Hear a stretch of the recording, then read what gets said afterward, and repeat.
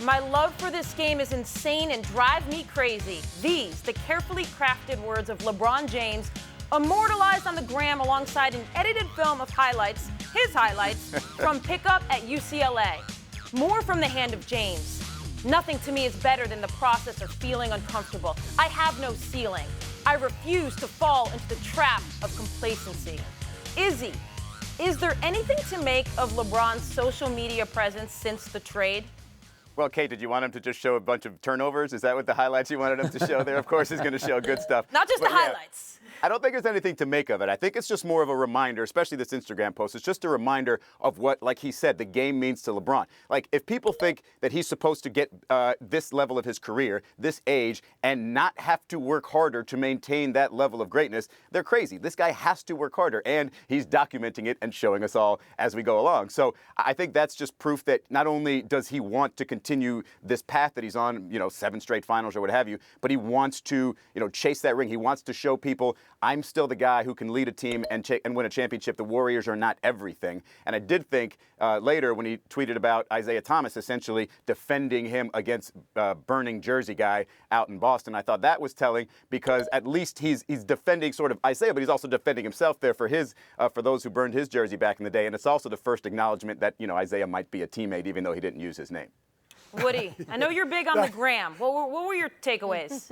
Yeah, Israel, that's what he didn't mention his name. He didn't mention neither of the other two guys' names. He didn't mention the draft pick they got. Here's a guy for years that's saying, surround me with more talent. I want more talent around me. He just got 3 guys and a #1 draft pick, and he can't even say, welcome to town, guys. He can't even say, oh, we're going for another championship. I just found it so disappointing. I thought it was even shameful to a point that here's a guy that can say goodbye to Kyrie on the way out, but he can't say hello to the guys on the way in. I just don't understand. Here's a guy that flew off to New York to play basketball with Kevin and with Carmelo, and yet he can't even say on his social media that he rants on all the time, we've got more talent here, and I'm really excited about the season starting. It's all about himself again.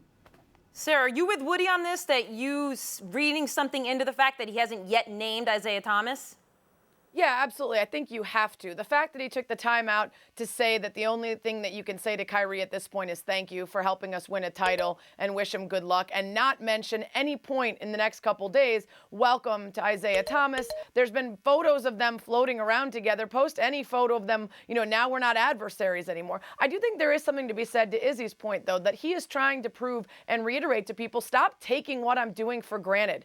7 straight finals, continuous MVP appearances. Look at the work that happens in between those seasons. Stop taking it for granted. And to Woody's point, there is an aspect of I'm on my own out here. But he lost twice in the last couple months. He lost to the Warriors, and then he lost in the offseason when he asked for more help from front office people, didn't get it, and the best teammate that he had left him because of him. So he's taking a lot of L's out here, and he's trying to remind us that he's still a winner.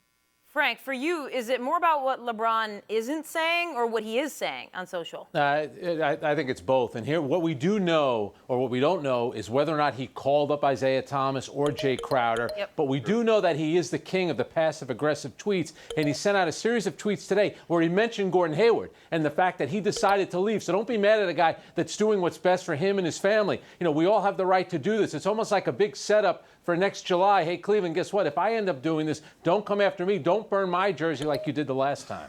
Is he back in?